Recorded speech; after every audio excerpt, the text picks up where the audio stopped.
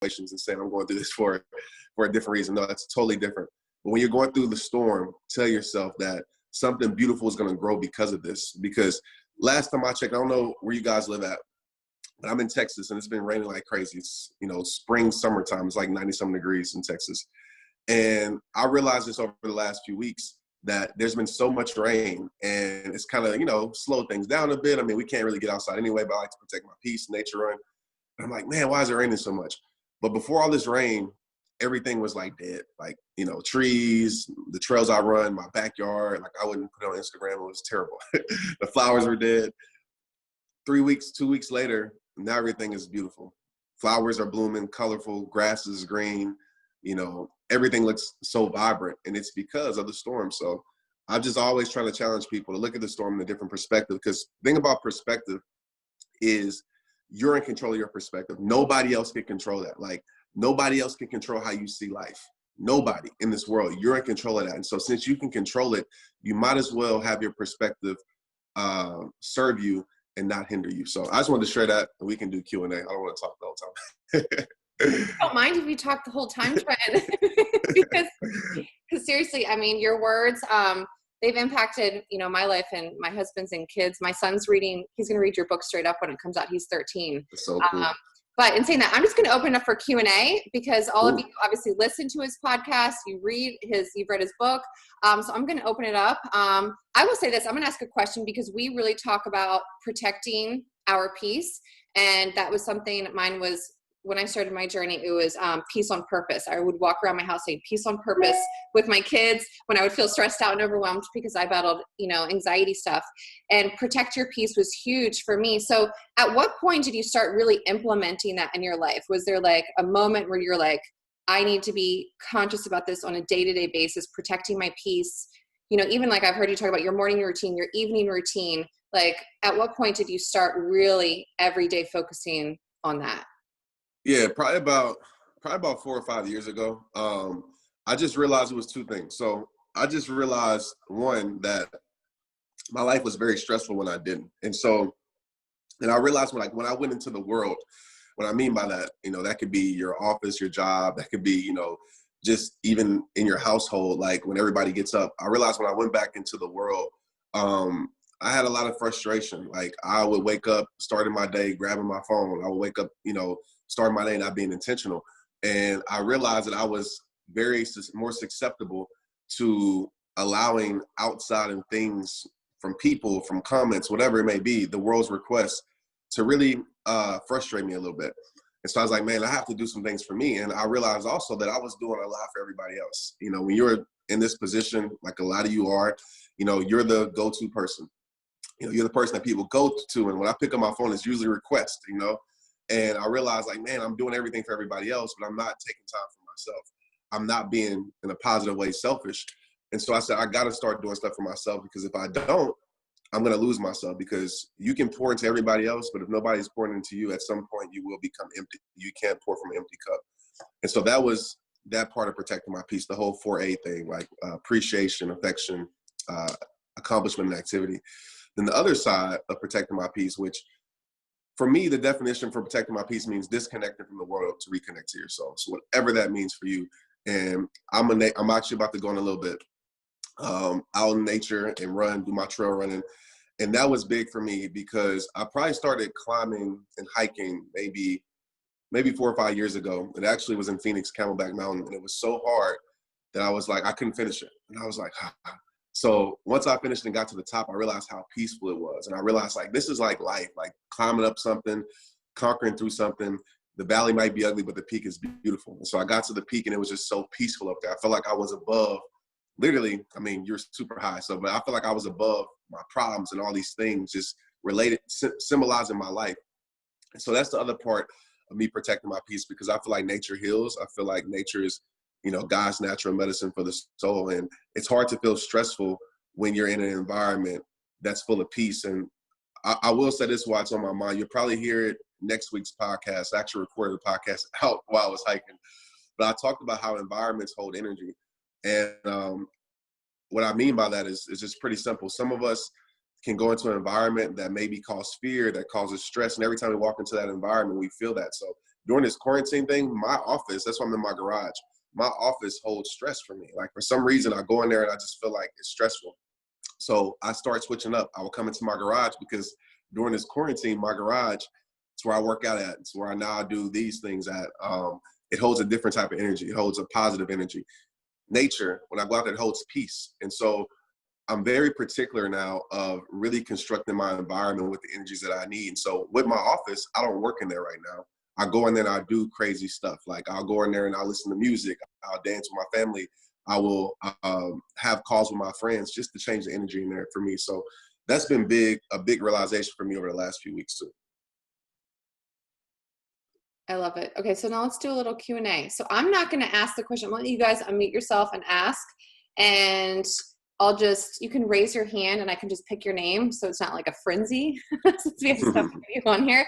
So there's a little icon, you can raise your hand. And the first one I see, I'm just going to go through and you can unmute and ask Trent a question. So I'm looking to see a hand. I might just call someone out if I don't see a hand go up. Anyone have a question? Don't be afraid. Do not. I know y'all not shy. I know y'all not shy. I know you're not, but you are. Like you said, you said you're an introvert. You said that you are an introvert. You know, so absolutely. Okay, so Betsy, raise your hand. So Betsy, unmute yourself and ask away, love. This is my first time being on one of these calls, so I don't know. I don't really have any questions. Okay, I thought you were up. I can go to the next person if you don't have a question. That's okay. Okay, anyone else? Or I'm going to call on someone. I saw Lauren's hand up. Okay, go Lauren. Go girl. Hey Trent, I'm so glad that you're here today. What's up? Oh God, I'm going to start crying. Mine isn't so much a question, just to say that I am so thankful for your messages because holy cow, a couple of years ago, I lost my best friend to suicide, and I know that you did as well. I used to always tell her how much she inspired me, and she had her own business and how I wanted to do that. And I never did. And I was always so scared. And then when I lost her, it set me back a lot. And it still took time for me to grow. But when I listened to your podcast about that, I realized, you know what? She lived her best life. She did more for me. She did so much for me, while she was here, but she has made me grow so much since losing her. And I just want to thank you because I listen to you all the time. I read your book and you're just super positive, and I just try to tell everybody about you. Holy cow, I can't believe I'm crying. That's all right. Crying is cleansing of the soul. And I have a question. Did you win my straight up podcast? Yes. I thought so. So we'll be talking, right? So I thought so. I was like, you look super familiar. So congratulations with that, by the way. But I will tell you this. It's difficult, and the thing that I share with people when it comes to losses, and we all deal with it in different ways, is my story. And the thing about Ant is that, even before he passed away, we obviously were out of college. So I feel like we wasn't as tight as we should have been. And I placed so much guilt. It's man, I should have checked on my boy more and all these things. So that's what first happens when someone close to you passes away. And the thing that I realized, I was like, one, he wouldn't want me to live life like this. And then I asked myself too, it's man, what? And I do this for everybody that I lose that's close to me, my grandparents, so many people. What about them could I bring into the world that will keep them alive? What's the one thing? And for him, obviously he was the reason why I stepped outside my comfort zone, my introverted self, to do what I do. And he's more alive in my life than he's ever been. And so, I would just encourage you to keep shining her light to the world, and because that keeps them alive, you know what I'm saying? And it's tough, but we can't live in guilt. We just have to live in appreciation, because that's how our friends, will want us to live. So I'm proud of you, and I'll be talking to you soon. Thanks, Trent. No problem. Love you, Lauren. Okay, next person. I think Shannon, did you have a question? Because I know you unmuted yourself before Lauren went. No, I was just saying that I saw Lauren's hand up. I was just helping you out. Okay, I see Christine. Christine, your hand went up, so you go, girl. Hey, Trent. Thanks so much for being here. Thank you. So I am a sports psychologist at a D1 university, and so I'm going to ask sort of an athlete-related question, but I think it will also apply to a lot of our mamas on here who are taking care of their kiddos. Just kind of wondering what would you say to an athlete or to a kid who's going through COVID right now, maybe the seniors or the folks who are at like big transition points, something just to encourage them, and then maybe thoughts on some motivation for folks when we start to reintegrate, because I know that's going to be a pretty intense transition time too. Yeah, so that's a great question. I was actually thinking about that the other day. Even with my son, I mean, he's 11 years old, but football is life for him. So obviously not even knowing if he's going to have a season. I'm coaching this team, not even knowing if we're going to play. And so I was thinking about that the other day. I was like, man, if I was an athlete right now, like, how would I be handling this? And just the truth is, it's hard. It's tough because, especially as athletes, like the first thing I would tell them is, and they might not want to hear this, but it's let this remind you that you are not your sport. Your sport is what you do. It's not who you are. And this is a great time, even though you might not want to feel that, it's a great time to experience it, because there will come a time when sports is over. And I feel like I always like talking about this, so I'm about to go on a whole different tangent, but I feel like so many athletes are not prepared for life after sports. And it's not always the athlete's fault, but I mean, since they were younger, it's like, this is who you are. This is your identity. And so many athletes, and we talked about my friend, that was one of the reasons why he committed suicide, a big reason, because that was over. And so I would just tell kids, hey, use this time to figure out who you are. That's bigger than your sport. And then as far as from the sports aspect, I would say, okay, what can you control? Maybe this is a great time to grow your mental game, because if I'm talking to a college athlete or a high school athlete, I'm telling them, like, if you want to make it to the next level, you want to elevate your game, it's not about always physically. The people who last the longest, the Tom Brady's of the world, the Peyton Mannings of the world, they're not the most physical gifted athletes, but they're most mentally sharp. And so change your mindset, grow your mindset. Maybe this sets you down to help you understand the game on a mental level than a physical level. And as far as getting back to everything, I would tell people, take your time, and just realize that things might not be the same. That's just the reality of it. And it's okay. Like, I don't want things to be the same personally. Like, I don't want to go back into this. Like I talked about earlier, I don't want to go back into this and realize that I got nothing out of it. So things should be different. You should be okay with that. And adjusting is one of the greatest strengths about life. It's especially with sports. It's like going into a game with a game plan, and you go and once you're in that game, you might have the perfect game plan going into it. And then once you go to the game, you realize it doesn't work. The teams that win the most games and win championships aren't the teams with the best game plans. It's the teams that learn how to adjust the most during the game.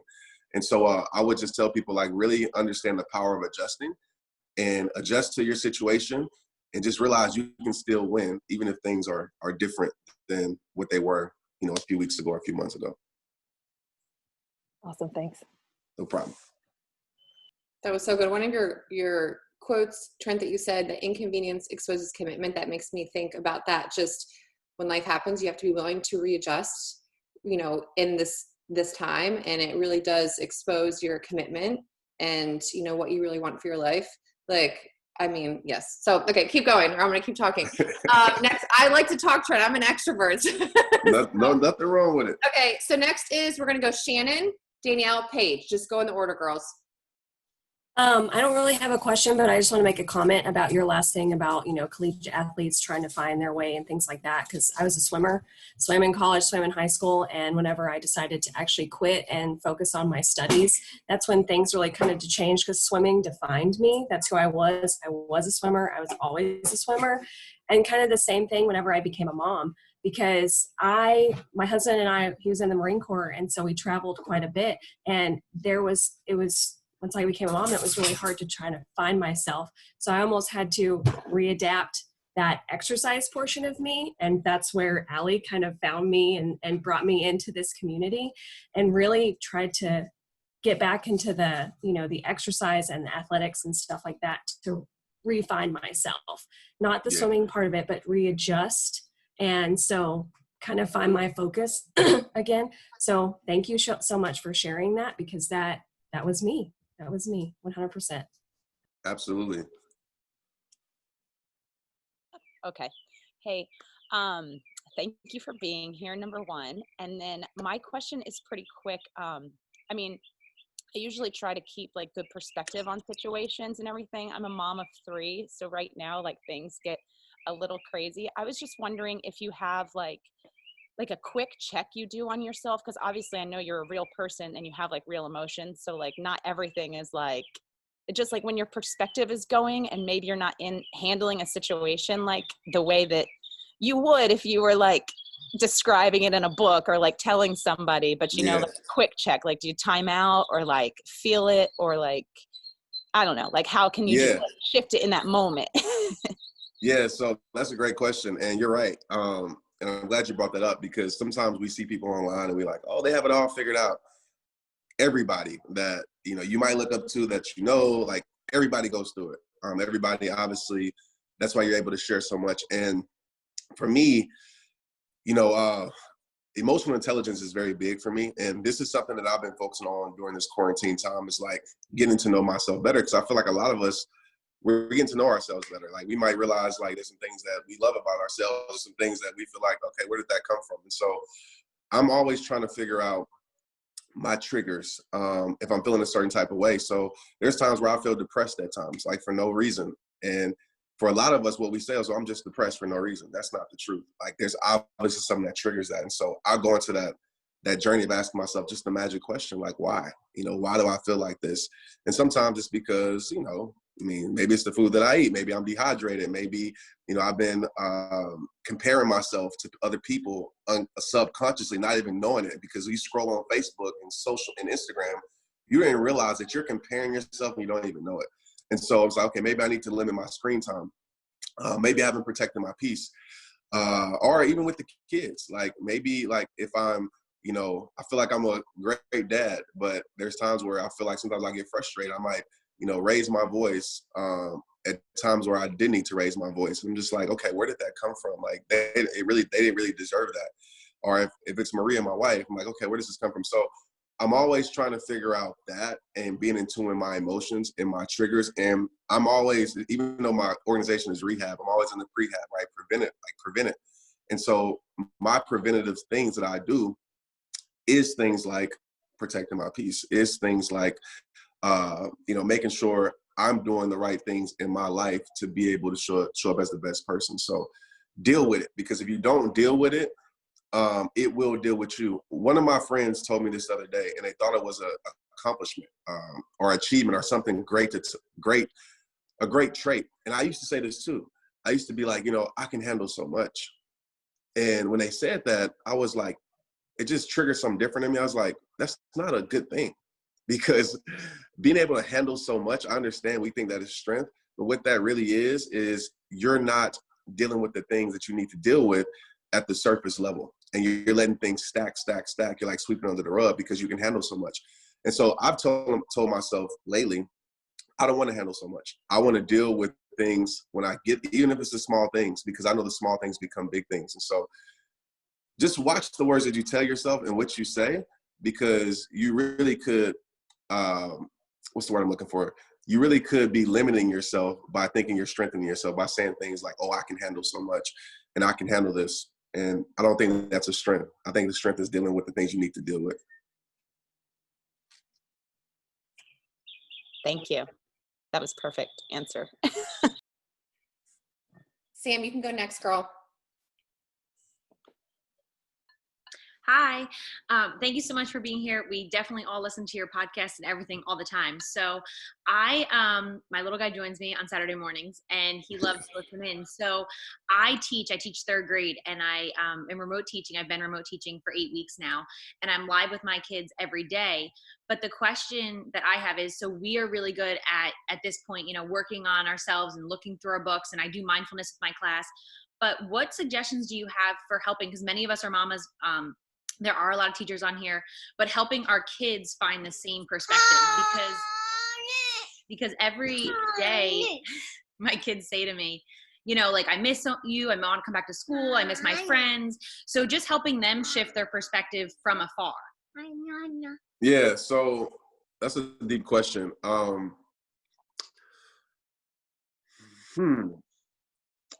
The thing that comes to my heart is, one, it's connection, right? And as a teacher, this, and I don't know if there's a framework to just for every single kid, because I feel like every kid is probably handling this differently. I know like my introverted self would be loving this time. I know some kids that are extroverted would be like, man, where are my friends at? So my thing is understanding the connection with your kids and just, again, having them think of something positive from it. Like also having them deal with their emotions. So I don't know if you guys are having Zoom calls or whatever, but I've talked to classes and the things that I talk to them about is, let's talk about what you're going through. Like, let's talk about your emotions. What I do with Tristan, cause he reminds me of me. He's 11 years old. He doesn't really say too much, but he wears his heart on his sleeve at the same time. And I'm always like, hey, this is your emotional release time. I talked about it in one of the podcast episodes, like release your emotions, talk about what you're going through, and you're not going to be judged. And then I always try to find ways. I know the power of connection is understanding how someone receives communication. And so I'm always thinking about, okay, how can I connect with this kid or connect? We did social distancing throwing practice yesterday, and I found a way to connect with the kids out there, asking questions, but I found the things to talk about that they cared about. And I think that's a big part of communication is connection and understanding how, each kid receives it. And you can use whatever you need to use to motivate them during this time. So some kids might care about sports. Some kids might care about whatever, TikTok, I don't know. But just getting down to that level to help them see that. And also the big thing is being a reflection. I always say the greatest example, I think I talked about on this week's episode with parents, and the greatest example is your life. And so you sharing what you're dealing with transparently, you're sharing what you're doing to let them know like, oh man, my teacher is going through this, or my hero is going through this too. Okay, so I'm not alone in this journey. And I think honestly, that's the most powerful thing that will get them to open up to receive that connection. Thanks, definitely. Yeah, I agree with the connections with these kids is so important, especially, we're adults, we can kind of frame our minds, but they're so young and they're still developing. So thanks, I appreciate it. No problem. I hope you're all taking notes, writing it all down, or videotaping it to watch it again. Paige, you're next. Hi, Trent. Thanks What's so up? much for being with us on this Saturday. Pretty cool surprise. So my question for you is, there's a lot of girls on here, a lot of women on here that are hustling. They have big dreams. They have big goals. We're writing them out. We're putting them in front of our face, to include myself. And I think it's easy to write it on paper. And, maybe you went, and I would love to hear about, maybe when you were writing your book, but how did you, overcome any setbacks? How did you keep pushing when you kind of felt like maybe this isn't meant to be? Or, you always hear about authors who don't get publishing right away or whatever happens. But, what helped you keep going maybe when it wasn't so easy? I think we easily write out our dreams when life seems, simple and like, yes, this is what I want to do. But when we really get into it, when we get in the trenches, people quit or they stop or they give up. What would you say to that? Yeah, so that's a great question. I don't know why I'm trying to like sugarcoat it because I'm not good. Don't sugarcoat it. Yeah. So just being straight up. There's a few things, and this doesn't apply to everybody, but inconvenience exposes commitment. And so when it's inconvenient, that's when you're going to see if it's real for you, because sometimes it's not real. To be honest, like sometimes, you know, we live in a world where I call it influence passion, meaning that we look out and we want to become something because it looks the part. Like I have so many people say, Trent, I want to become a speaker. I want to do all this because they see the perks of it, right? They see me traveling, speaking on stages, but they don't understand like how hard it is. They don't understand like, you know, you're basically giving up your personal life for a lot, you know, and people depending on you. And every time you pick up your phone, it's the world, you know, wanting something. So it's a lot that goes with it. And you have to really ask yourself, like with football, you know, I really wanted it, like, period. I didn't care what inconvenience showed up. I didn't care how much rejection showed up. I wasn't going to give up. Like I was going to keep going until they told me I couldn't go no more. So that's one, is that stuff, does it really mean that much to you? And for two, this is what I tell myself. If it really means that much to you and you understand how much your gift, your talent, your dream can impact a life, and you choose to not go through it, you're selfish. And I know when I say that, people kind of get like, oh, man, like I'm stepping on toes, but it's real because there's people out there.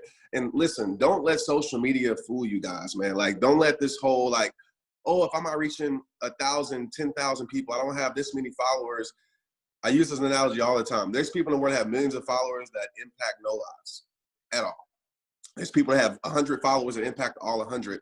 Who's making a greater impact? And so one of the things that I told myself and still tell myself to this day is that impact over numbers, right? Mission over mentions. And if there's a person in the world that needs my message, then I'm going to, you know, make sure that I do my best to show up every single day.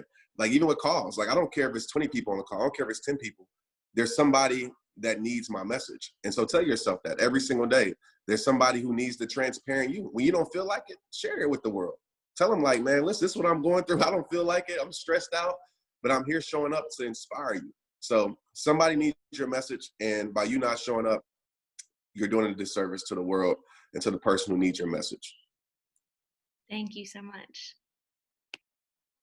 I will say that was my favorite question page because, Trent, this group is specifically about building belief and confidence, knowing your worth, knowing who you're called to be, like dreaming big. Like that's what this whole morning's about every Saturday. So yeah, I love that because so many of us struggle with knowing who we are, who we're called to be, what God has called us to be, what our message is, our impact. So I had like goosebumps when you asked that question page because I know that that's why all of you women are here, is to know why you're here and what your purpose is and how to push through the difficult. So, and I have a last end question for you, Trent, but I'll take like Can I add something real quick to that?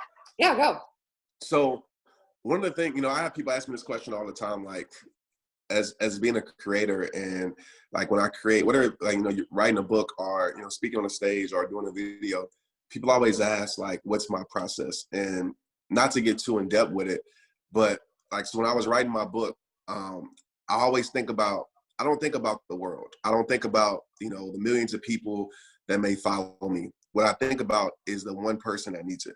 When I make a video, and that's why it probably feels like super personal, because I'm always thinking about there's one person that needs this message and I want to deliver this message for this person. So that helped me get through my book. That helped me get through the writer's block. That helped me get through, you know, just being a creator for this last decade. It's helped me get through things. It's thinking about the one person that needs it.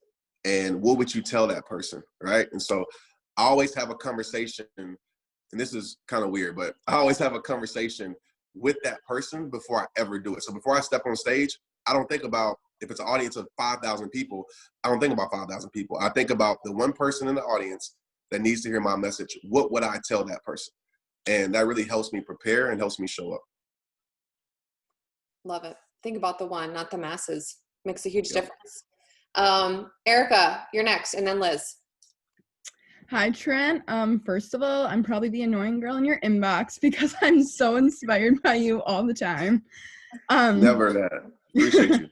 So my question for you is just kind of back on one of your podcasts, how you talk about how your haters are generally like the people that look up to you the most, generally the people that follow you, because they're the ones that keep up with your life. Well, I guess my question is, in regards to that, I'm 22, so I'm kind of at an awkward age where like I have some high school friends yet, but I'm starting to let them go. I have some college friends, but some of them aren't as close. And, you know, I get like a lot of negativity, oddly enough, being part of these things. You know, there's thoughts about because, you know, you choose to better your life and they're choosing, like you said, not to level up. So as soon as you start leveling up and they're not, they choose to see the negative.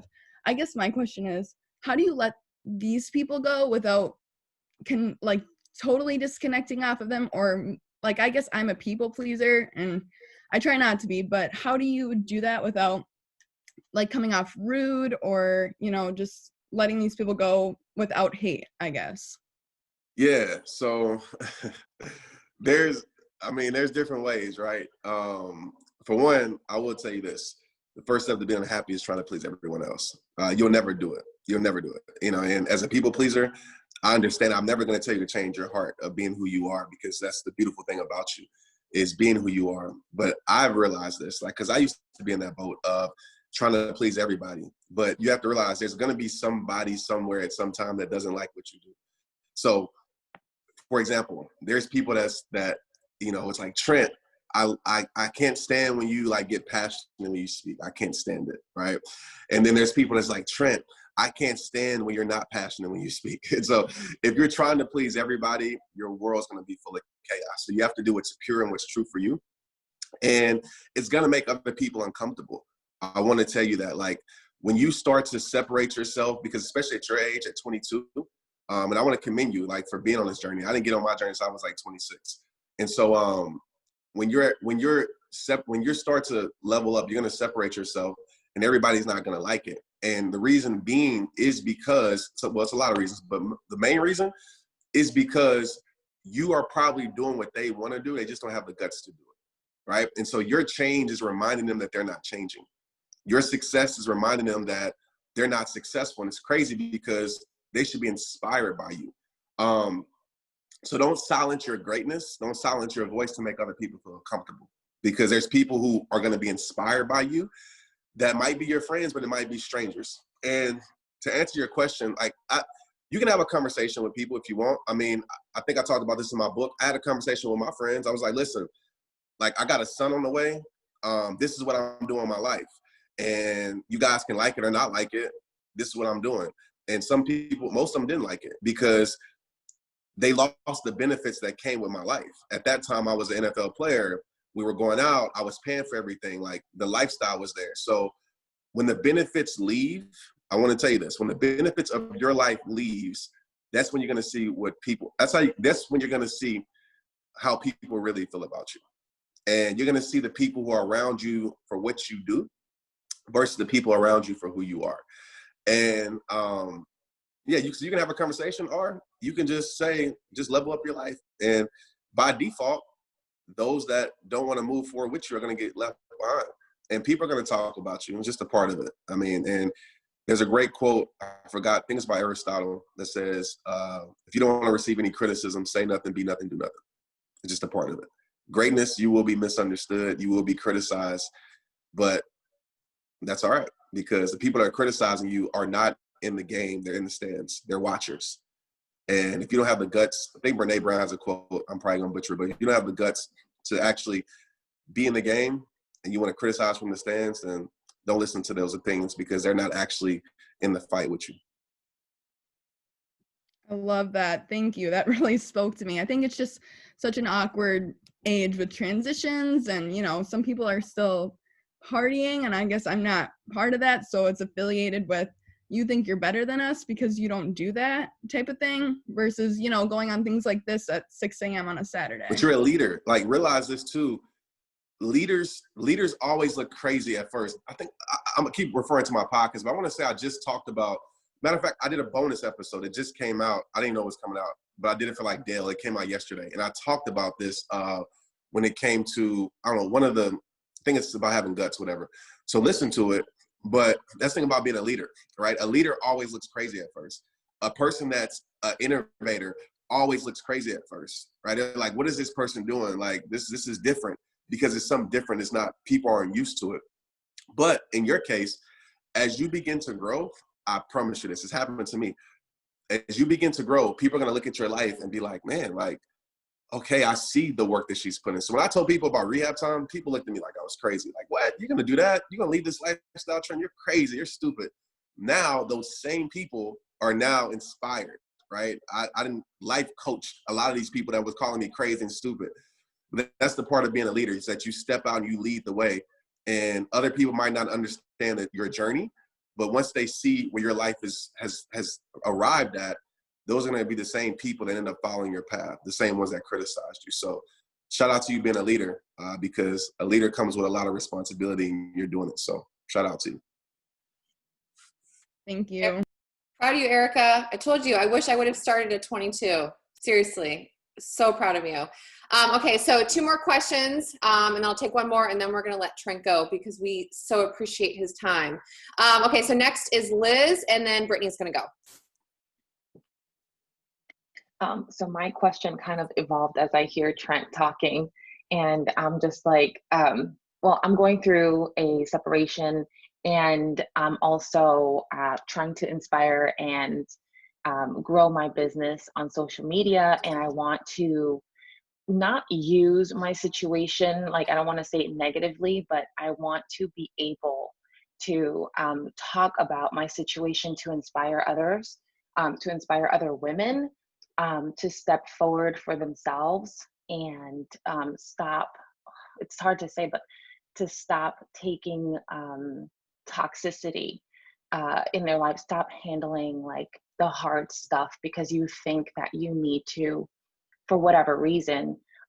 So it's hard because I still have a semi-friendship level with my soon-to-be ex-husband, and I don't want to offend him or his family that are still on my social media, but I also still want to talk about the fact that, you know, it was a toxic relationship, but should I sugarcoat it? Should I still just be blunt about it? Do I like, I don't know, like, do I be vague about it? Like, I still want, there are women in my life that I know need to hear my message, that are in toxic relationships, that have children. I have a 4-year-old daughter, and they should, in my opinion, get out of that situation and move on and do the bigger, greater things that are meant for them in their lives and be strong for their children. But I don't know how to put that message out there without offending my ex and his family. Right. That's a tough one. I get this question a lot too, because there's a lot of people that were in toxic situations that want to share their story.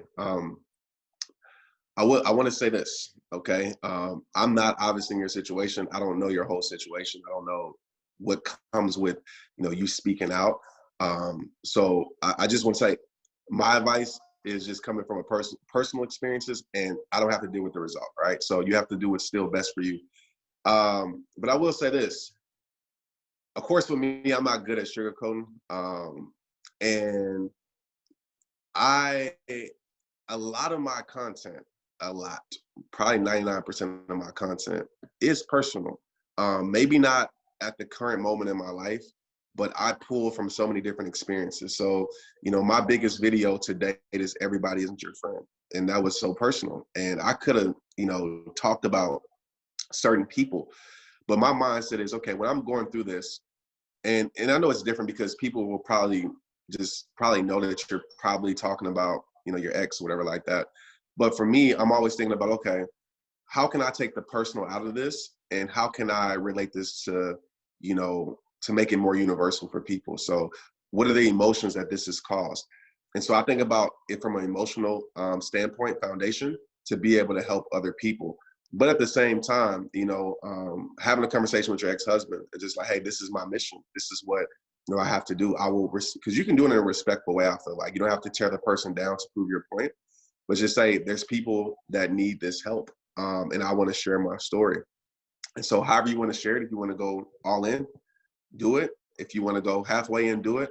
But I think that if you don't, you're going to look back on life with a little bit of regret. I really do. And so you have to ask yourself, like, what's most important, you know, and just kind of weigh that scale out. And for me, you know, what's most important is using my past to help other people. And it's just the truth. I'm not making up lies. It happened. It's something that we've been through, that we dealt with. And I'm not going to sugarcoat it, because in me being transparent, that's where my freedom rests also. And so I don't know if that gave you an answer. I confused you a little bit more, but I would definitely do what's pure for you and do it in a respectable way. But also just tell them, like, this is what I have to do in my life, and I'll figure out a way to not bash you in the process, but I do want to speak my truth. That helps a lot. Thank you so much. No problem. And I can speak for all of us, Trent. That's one thing that we love so much about you, is that you don't sugarcoat. You just say it how it is, and it's raw, it's transparent, it's vulnerable. That's why you have 60 million people listening to your content, because that's what we need. We need that. And you always talk about, like, your message, and, you know, God can use all for good, I believe, you know. So I love that, Liz. And I know that, Liz, you're working through that. So I'm proud of you for asking that question. Brittany, you're next, girl. And then we're going to close it out with my final question. Hi, Trent. Thanks What's so much up? for coming on. Okay, so I am a healthcare worker. So it's just kind of about that. So, like, obviously it's really a scary time right now, for all of us. And, like, during the midst of all of this, my dad was diagnosed with cancer. So it's been really hard. Like, I guess my question is just, like, how do you, when everything around you is, like, crumbling down, because, you know, like, my workplace used to be my escape, and, like, now my home life is crazy because, like, his cancer is so rare, they don't really have answers for us. Like, the doctors, like, don't know what to tell us, don't know, like, which way to go, because, like, only 2% of people get this type of cancer. And, like, my work used to be my escape, and now, you know, like, that's so stressful going in every day. Am I bringing that home to my family when my dad's already, like, immune compromised? Like, I guess my biggest question is just, like, how do you, like, keep going when everything around you is falling down?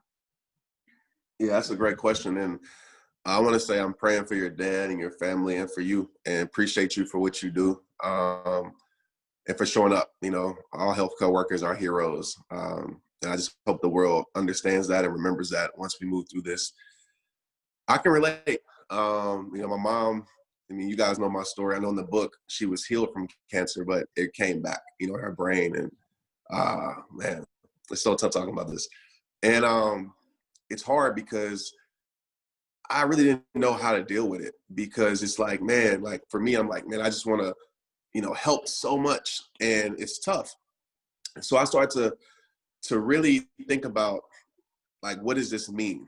And I really feel this is true, and this will help you, is understanding, not even understand, I don't want to use that word, is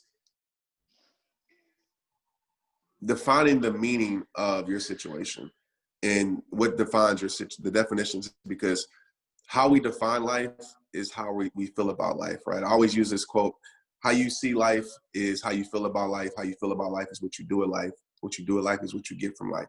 And so if you're not liking what you're getting from life, it's all coming down to perspective and meanings.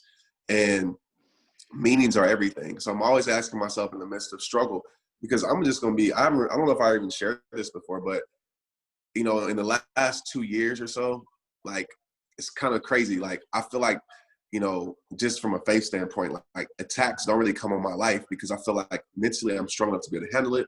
But so many attacks have came around people around my life. I mean, I could tell 30 stories of, like, people that have lost jobs, people that have got sick, people that have died that were close to me. And it's like all of these things are pulling at me, because obviously I care. I'm like, what is going on? And so in those moments, I'm always asking myself, okay, Trent, what is this going to mean for you? What is this going to mean to you?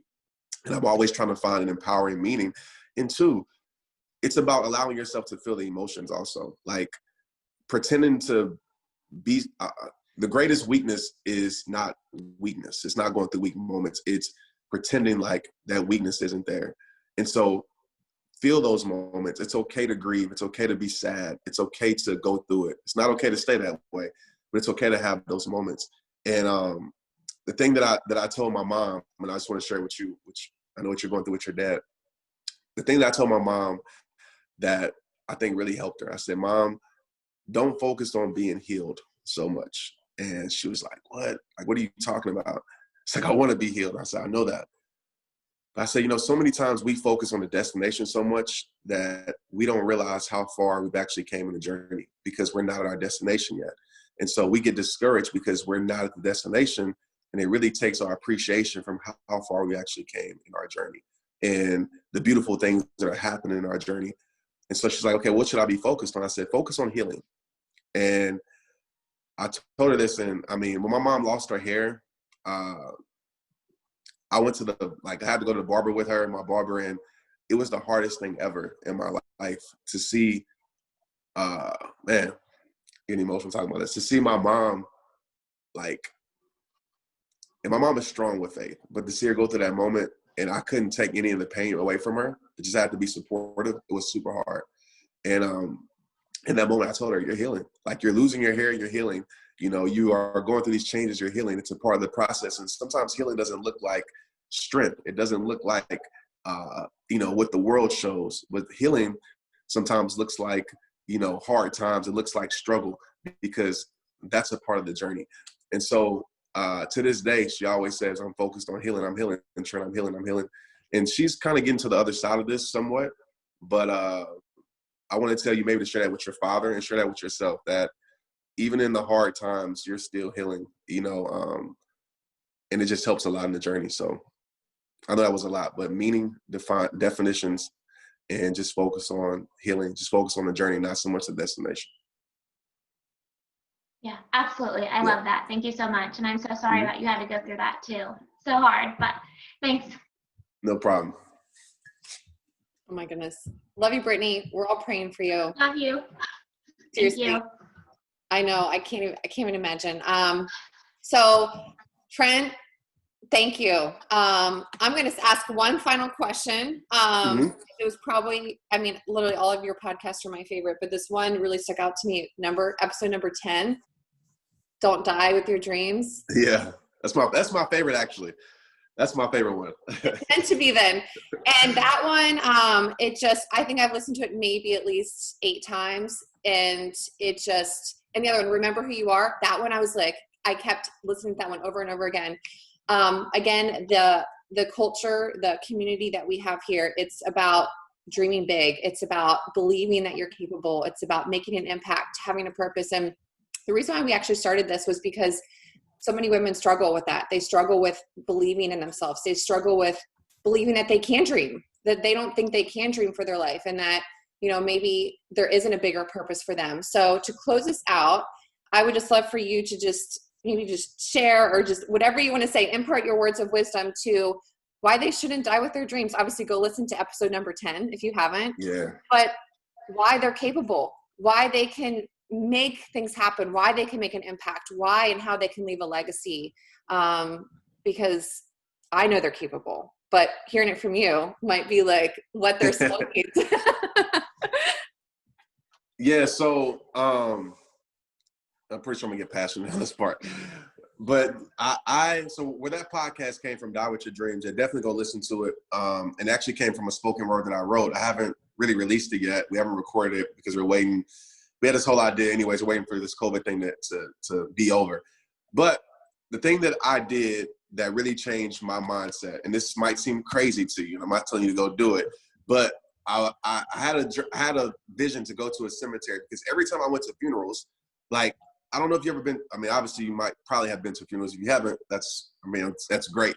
But I've lost a lot of people in my life. And every time I went to funerals, 2 things. One, I realized, like, and this is kind of a lighthearted thing on this, but I realized, like, I don't want people to lie about me at my funeral. Like, I don't. I told my wife, you know, hopefully, no, that's a long, long time before. I tell everybody close to me, like, when I leave this earth, I want the truth to be spoken. I don't want, like, people to say, oh, he was a good person, and if I wasn't a good person. Like, I get it, but sometimes you look at a funeral, you're like, that was not that person. And so, one, I want the truth to be spoken about me. That really helps me be accountable and focused. 2, I realized, like, when you leave a funeral, it's it's kind of a motivation, because I know you're sad, but you realize like, dang, like this could happen to me. Or even if it's not your own death, like Kobe Bryant, right? So many of us were affected by that situation. And it's like, man, life is really short. And so what I did was probably like 8 years ago, I went to a cemetery and I walked around the cemetery and I looked at tombstones and I realized that a few things. Number one, death has no preference, meaning that there were people that were 90 years old. There were people that were 2 years old. There were different colors, different genders, all of these things. And the question that I kept popping in my head is, how many people in this place actually came here with completion, meaning that they lived the life that they wanted to live? Les Brown says it best: the richest place in the world is the cemetery, because that's where so many dreams are there, so many books that were never written, so many speeches that were never given, so many whatever it was that were never put out to the world, songs that were never sung. And I didn't want to come to that place with incompletion. Like, I would rather like go for it and realize like, okay, it didn't work out, than live a whole life full of regret. So I have this conversation very often with the 90-year-old Trent. And the 90-year-old Trent says, if you want to get to meet me fulfilled, these are the things that you need to do. And so a question I want to ask everybody here is like, maybe you stop doing something. Maybe, it has nothing to do with your business, but maybe you stop doing something that you should still be doing. So if you go back and talk to your younger you, what would your younger you tell you? That, man, I'm sad that you stopped doing this because of whatever reason. And then talk to the future you and ask the future you, like, what should I be doing in order to meet you? Because the reality of life is this. We all know 150,000 people die every day. I think we're seeing this even more now. And you have a choice. You can live your life full and dying empty, meaning that you lived a full life and you had no more to give, or you can die full with everything that was supposed to, all the gifts, the talents that you're supposed to give to the world, and you can live an empty life. And I refuse to leave this world not doing the things that I knew in my heart that I was meant to do. And I want to tell you right now, the things that you think that disqualify you, because we disqualify ourselves so much. We talk ourselves out of our greatness so much. We be like, oh, I'm not like this person online, or I can never be like that, or I can never do this, or I look a certain way, or I sound a certain way. Forget that. The things that disqualify you are oftentimes the things that qualify you. The things that make you different are the things that make you special. When I got into this space that I'm in, I want to tell you, like, it's no secret, like, people didn't look like me. People didn't dress like me. It was a very professional space, suits and ties. People talk, super proper, like everything was laid out. And I was like, man, should I change to be like that? Or do I want to be who I am? And when I first started, it worked against me because I wasn't like everybody else. But as we fast forward, the thing that was working against me then is the thing that works for me, because it separated me. I was someone different. I was, a breath of fresh air. Like, I was this person that wasn't like everybody else in this space. And so I want to challenge you, watching this, to the thing that you are shy about, or the thing that you feel like, makes you different. I want you to amplify that times 10. I want you to bring it out to the world, because you have to understand your uniqueness is your greatest gift. And for you guys that are parents in here, I want to say this too. Your life is your example for your children. So you have kids, understand this. You cannot sit here and preach to them to be fearless. You cannot sit here and preach to them to go for their dreams. You cannot sit here and preach to them success if they don't see that in you. So my son, my daughters, they see it. They see that the things that I preach to them, they can find that example in me. So I refuse not to show up, to the world. So show up for your life, show up for your dreams, show up for your family, show up for the people that need you to show up for. And there's people in this world that are dependent on you to walk through your fears. But Trent, I'm going to be judged. So what? Don't you realize you're being judged anyway? Don't you realize that people are judging you, for not doing something? And when you do something, they're going to judge you for doing something. Everybody's judging you. You might as well give them something great to judge. Everybody has opinions about you. People are going to tell you no. Who cares? Who cares? Rejection is not your final destination. Rejection is just a part of the journey. And the no's that people give you are your blessings, because the no's will lead you to the right yeses in your life. So stop sitting in the dugout, step up to the plate, swing the bat, don't be afraid to strike out, and go hit some home runs. So yeah, that's my little piece for today. That was just Oh my gosh. Get up to the plate, ladies. Get up to the plate and hit a freaking home run. Seriously, that was just, oh my gosh. I don't know if three for y'all that watch baseball, realize this. 3 out of 10, right? So if I strike out 7 times and if I get on base 3 times out of the 10, I am a millionaire in baseball. I am batting 300%, and that is excellent in baseball. So realize that. Missing shots. We talk about Kobe. This thing I admired about him so much. People talk about how great Kobe was. He was absolutely, he's one of my favorite player, him and AI. The thing people don't understand about Kobe is that he has a lot of records, but the record people don't talk about is he has the most missed shots in NBA history. Those missed shots taught him how to make shots. So stop being afraid to miss, okay? Go shoot away. Go shoot away. And I promise you, the more you shoot, the more you'll end up hitting, and the more you become better at what you do. Oh my gosh. I loved it. I loved it. Can you just, every Saturday morning, Trent, we'll take you. All right, so I do have a homework assignment for all of you in honor of Trent, is I want you to go live on your IG stories and share your biggest takeaway from this morning. And I want you to tag Trent and just share it. I want as many people in the world to listen to Trent, to hear his mission, to believe, to get up to the bat and hit and just live their life. So please go live on your IG stories, share your biggest takeaway, tag Trent. And if you guys can't, if you haven't already ordered his book coming out, is that launching in August, right? Or is it July? Because I pre-ordered it. So yeah, it was supposed to be actually on May 5th, but they moved it back. So I think it's August 4th is the date that it comes out. That's what I thought. I got a notification that it was August. I'm like, wait, I thought it was May. So yeah, ordered. If you guys can, if you have the greatest you, hold it up. We're going to take a picture so we can tag Trent, share it. Seriously, Trent, thank you from the bottom of my heart. I hope you know that your story, your vulnerability, your message has impacted our lives. It's impacted our families' lives. It's impacted our community right here. We all have amazing teams and communities and women that we work with. So it just has created this amazing ripple effect of belief and hope in it.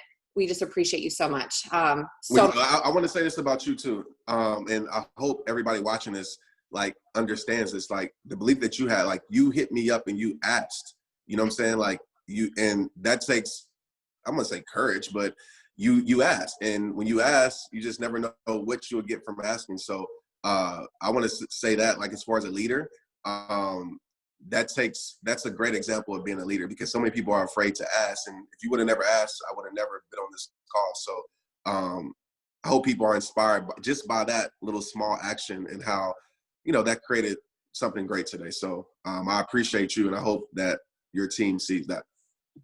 Thank you, Trent. That means the world. So let's take our picture so we can share all about Trent and how much we love him. Ready? 1, 2, and 3. Yay! We got it. Perfect. Love it. Don't forget today, get it done. Share your biggest takeaway. Tag Trent. Happy Mother's Day. Your all our blessings. Stay on, because if you're doing our pre-dance party workout, stay on. So we're going to work out together and get our dance on. So thank you, Trent. Thank you so much. Thank you. To your wife, happy Mother's Day. Have a wonderful weekend with your family. And thank you so much from the bottom of my heart. Thank you. Thank you. Appreciate y'all. Take care. Bye. Oh my gosh. Was that just amazing? Was that just amazing? I was trying to hold my stuff together. My goodness. I'm sweating over here. I forgot to turn the air on in my office. My God, it was so amazing. Good. So good. You couldn't have amazing. So amazing. Can I just say, we had 70 on here, 70 amazing women. Can we have 70 every single Saturday morning? Oh, yes. I'll start asking multiple people to get on and start sharing. Thank you guys for being on. Thank you for waking up early. Thank you for asking questions. Those of you that asked questions. I know it's nerve-wracking. I literally last night was thinking, how do I even intro him? I don't even know what I'm going to say. But yeah, we had 70. Yeah, 70 was my goal. Wasn't 70 my goal? I think 70 was my goal. And I am just so proud of all of you. I did record this, so I will give it to you if you want to pass it on to someone. So if there's another woman that's curious about our confidence club and they're nervous to get on, I know a lot of times sometimes women are nervous to get on with the community of women, you can share them the recording. But bottom line is this, is thank you for being here. Just from this call alone, there's women going through divorce. We have women who are struggling with the quarantine still. We have women who are battling with cancer in their family, and not getting emotional, but this is why we're here. This is why we're here. Yes, some of us are clients. Some of us are coaches building amazing businesses, but at the core, all 70 of us are the same. We are women who want more for our lives. We are women who have the opportunity to make an impact. We are women who have a story. We are women who have lots of messy lives, but they can be used for our message to impact not multiple lives, but one life. So rewatch this, take it in, and just know that every single one of you are worthy. Every single one of you are capable. Every single one of you are worthy of dreaming big and making those dreams happen. But it all starts with you, Trent Shelton. It all starts with you. It all starts with you. It all starts with you being willing to show up, to show up here, to show up in your daily life, Monday through Saturday and Sunday. So thank you for being here. Thank you for your belief. Thank you for impacting. Thank you for inspiring. And I'm so excited for next Saturday. I'm like, how can we show this one up? So love you girls so much. Gosh, 70 of you. My heart is full. So we're going to switch gears. We're going to go work out now. So if you want to stay on and work out, which let's have all 55 of you stay on and work out. How epic would that be? I'm going to give you like 10 minutes to switch gears, get your energized, get your workout clothes on. I have mine on already with my shoes. And we are going to switch into dance party mode and work out. If you are new, listen, if any of you are on here and you're new and you don't have a workout, I will give you a workout to do in the chat box. I will give you a link, okay? So stay on. Let's get our sweat on together. Let's take care of ourselves. Let's protect our peace. And let's have an amazing Mother's Day weekend after our workout. And I'm going to eat a donut after my workout today because it's Mother's Day weekend. Okay, so get changed up, 10 minutes. I'll make sure to share the picture I took too if you guys didn't get it. So love you ladies. You're so awesome. And see you in 10.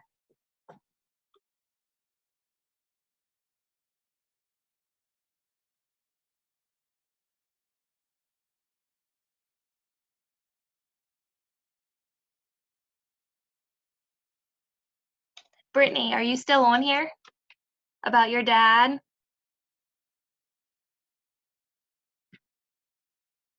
Yeah, I'm here. So my dad was diagnosed with stage 2 lung cancer and then stage 4 brain cancer. They gave him 4 months to live. It's been 5 years. So just don't give up hope. Do not give up hope at all because there are miracles that happen every single day. Yes.